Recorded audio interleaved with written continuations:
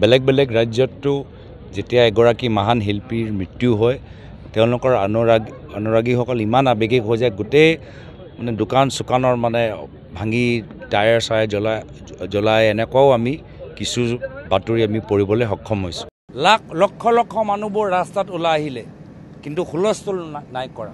আৱেগিক হৈছে, আৱেগিক হোৱাটো স্বাভাৱিক, কিন্তু পাব্লিক প্ৰপাৰ্টি টায়াৰ জ্বলোৱা, গাড়ী ভাঙা, দোকান ভাঙা, মানুহক মাৰপিট কৰা, কাজিয়া কৰা এইবোৰ সব তেওঁলোকে কৰা নাই। আমাৰ শ্ৰদ্ধাৰ জুবিন দা এগৰাকী শান্তিপ্ৰিয় মানুহ আছিল। তেখেতে হিংসাত্মক কাম কাজ আচলতে কেতিয়াও বিচৰা নাছিল বা তেখেতে নিজেও কৰা নাছিল। গতিকে জুবিন দাৰ যিহেতু অকাল মৃত্যু, তাত গোটেই অসমৰ মানুহ আজি মৰ্মাহত হৈছে।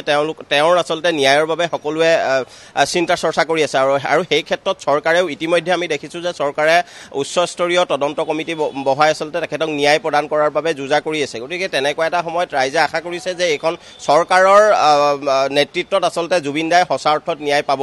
কিন্তু আমি সমান্তৰালকৈ এটা কথা দেখিছোঁ যে কংগ্ৰেছৰ যিগৰাকী আচলতে দলপতি আছে সাংসদ গৌৰৱ গগৈ ডাঙৰীয়াই বাৰে প্ৰতি আচলতে অসমৰ মানুহখিনিক উচতনিমূলক যি ধৰণৰ বক্তব্য দিছে এয়া কেতিয়াও গ্ৰহণযোগ্য নহয়। আমি এই মুহূৰ্তত আচলতে কেৱল গৌৰৱ গগৈ ডাঙৰীয়াৰ পৰা বুলি নহয়, অসমৰ কোনো মানুহৰ পৰাই আমি উচতনিমূলক বক্তব্যৰে আচলতে হিংসাত্মক পৰিৱেশৰ সূচনা কৰি এই ন্যায়ৰ ক্ষেত্ৰত বাধা হোৱাটো আমি কেতিয়াও বিচৰা নাই। গতিকে চৰকাৰে আচলতে এই উচতনিমূলক কাম কাজ কৰা মানুহৰ ওপৰত ব্যৱস্থা গ্ৰহণ কৰিব লাগে। আৰু সমান্তৰালকৈ আমি জাতীয় সংগ্ৰামী সেনা অসমৰ তৰফৰ পৰা এটা পুনৰবাৰ আহ্বান জনাইছোঁ। ইতিমধ্যে চৰকাৰে যি ব্যৱস্থা গ্ৰহণ কৰিছে আমি আশাবাদী যে অনাগত দিনত জুবিন দাই সঁচা অৰ্থত ন্যায় পাব। প্ৰথমে চাবলৈ গ'লে গৌৰৱ গগৈ এই মুহূৰ্তত গ্ৰেপ্তাৰ কৰিবই লাগে। এইকাৰণে গ্ৰেপ্তাৰ কৰিব লাগে, শিল্পীজনা যিদিনাখনৰ পৰা বকুণ্ঠগামী হৈছে সেইদিনাখনৰ পৰা চৰকাৰৰ যি দায়িত্ব আৰু কৰ্তব্য নিষ্ঠা সততাই বৰ্তমান সময়লৈকে পালন কৰি আছে আৰু সমূহ অসমবাসী ৰাইজে তাক নিৰীক্ষণ কৰি আছে যে চৰকাৰে কেনেধৰণে পদক্ষেপ লৈছে, কি লৈছে।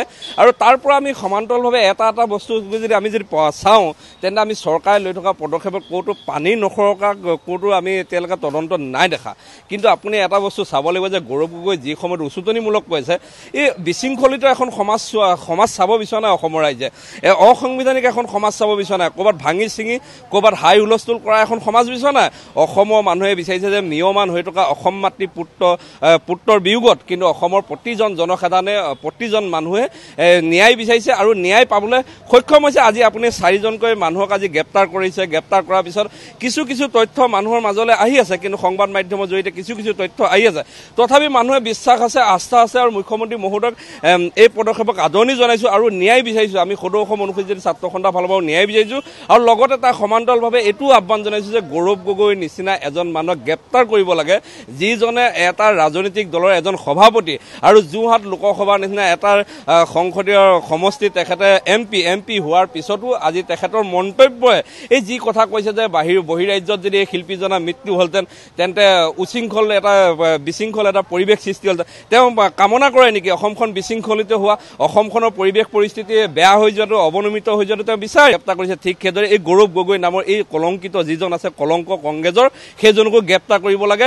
আৰু আমি যিকোনো ব্যক্তিয়ে আচলতে এনেকুৱা ধৰণৰ উচতনিমূলক মন্তব্য কৰাটো কেতিয়াও নিবিচাৰোঁ। অসম নেপাল নহয়, যিহেতু অসমৰ জনতাই জানে কেনেদৰে আচলতে অসমীয়া যুৱকসকলে জানে কেনেদৰে আচলতে কি পৰিস্থিতিত থাকিব লাগে। সিদিনা জুবিন গাৰ্গৰ নশ্বৰ দেহ যেতিয়া আহিছিল 10 লক্ষাধিক অধিক আচলতে যুৱক গোট খাইছিল। কোনো ধৰণৰ অপ্ৰীতিকৰ পৰিস্থিতি তেতিয়াও কিন্তু সৃষ্টি নহ'লে।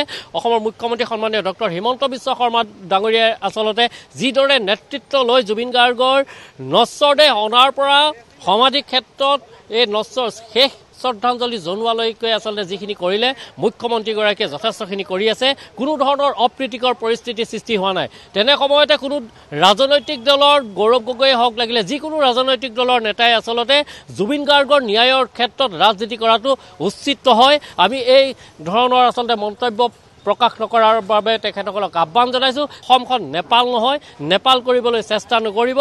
অসমৰ মুখ্যমন্ত্ৰীগৰাকীয়ে যথেষ্টখিনি সুন্দৰ পদক্ষেপ গ্ৰহণ কৰিছে। ইতিমধ্যে জুবিন গাৰ্গৰ হত্যাৰ অভিযোগত 4গৰাকী ব্যক্তিক গ্ৰেপ্তাৰ কৰিছে। তড়িৎ গতিত সকলোবিলাক কাম আগবাঢ়ি গৈছে। আমি আশা কৰিম যে অসমৰ জনতাই যিদৰে বিচাৰিছে জুবিন গাৰ্গৰ হত্যাকাৰীয়ে আচলতে তেনেদৰে ন্যায় পাব।